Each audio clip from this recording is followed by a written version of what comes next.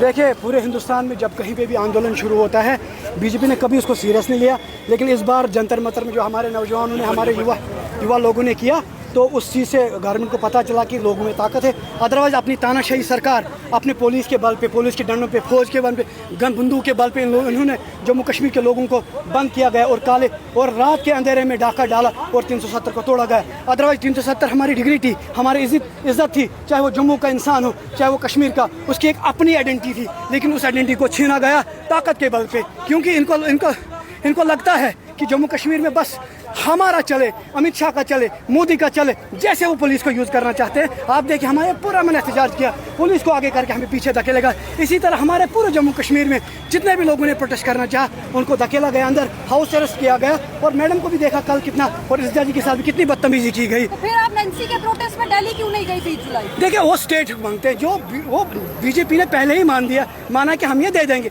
जो चीज़ मानी हुई है, पार्लियामेंट में बोला गया है कि ये आपको हम कल परसों दे देंगे, उस चीज़ पे प्रोटेस्ट करना का जो हमें कल या परसों मिलेगा।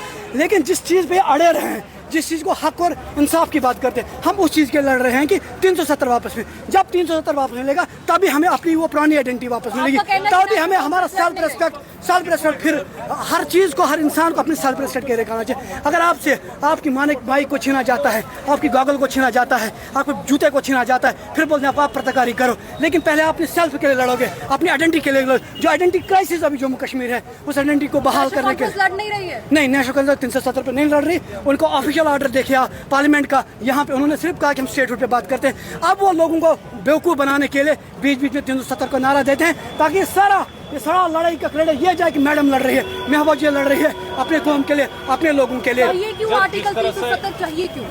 देखिए, मैंने क्या है हमारे पास 10 पैसे के लिए हमें भीख मांगनी पड़ती है। हमारे पास अपनी इख्तियारत है, अपनी ताकत है। हम चाहते थे ये डीसी यहाँ पे काम नहीं कर रहा है, ये इंस्पेक्टर यहाँ पे काम नहीं करता, हम उसको तबादला करके दूसरी जगह उसको सस्पेंड करके, आज हमें एक चपरासी को भी उठाने के लिए भीख मांगनी, हमें पैसे एक पैसे के लिए भीख मांगना पड़ता है, आधे पैसे के लिए भीख मांगना पड़ता है। देखिए, दो चीज़ है, अगर आप अपने रूम में बैठेंगे, अपनी मर्जी से बैठेंगे, अंदर से कुंडी बंद करेंगे, क्या आपको वहाँ अंदर सफोकेशन होगी, डिप्रेशन होगा? नहीं। अगर उतने ही टाइम आपको मैं अंदर लॉक करके रखूंगा, अंदर सोफा, क्या आपको फील कैसा होगा? आपको जो भी चीज़ ज़बरदस्ती की जाती है, उस चीज़ से डिप्रेशन होता है, उसी से कौम पस्त होती है, उसी से कौम का जवाल आता है। अगर कौम से पूछ के, लोगों से पूछ के कोई भी कानून लाया जाए, वो कौम के हक में होता है, मुल्क के हक में होता है। हम हिंदुस्तानी है, हिंदुस्तान हमारा है, हम विद इन द कॉन्स्टिट्यूशन अपने हक चाहते हैं। रात को ही प्रोटेस्ट श्रीनगर में किया, जिसमें इल्तिजा मुफ्ती ने और महबूब मुफ्ती ने प्रोटेस्ट किया।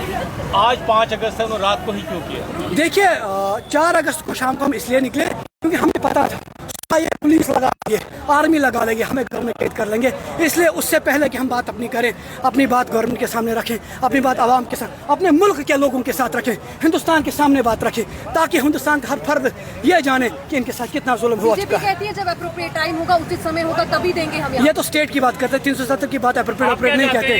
हम 370 वापस चाहते हैं, किसी सूरत में बिल्कुल आएगा। क्यों नहीं आता?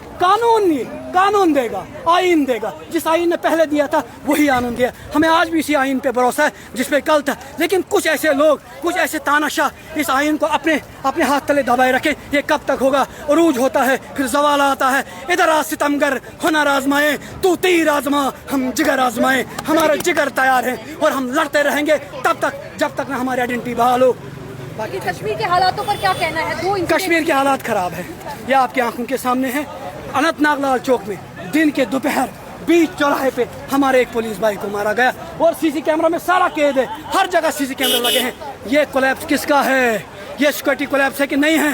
अगर आपके अनंतनाग में गली गली, कोचा कोचा ये कैमरा लगे हैं, फिर भी आपको आतंकी पकड़ा नहीं जाता है, ये आपकी नाअहली है। आप खुद यहाँ के माहौल को ख़राब करना चाहते हो, क्योंकि चाहते हो कि यहाँ का अमन जब बहाल होगा, फिर लोगों को 370 भी देना पड़ेगा, स्टेट भी देनी पड़ेगी, हर आईनी हक जो इनको था वो देना पड़ेगा। इसलिए अनस्टेबल रखना चाहती है सरकार खुद। इस चीज़ को मैं ये सरकार पे बड़ा ही इल्ज़ाम में लगाता हूँ।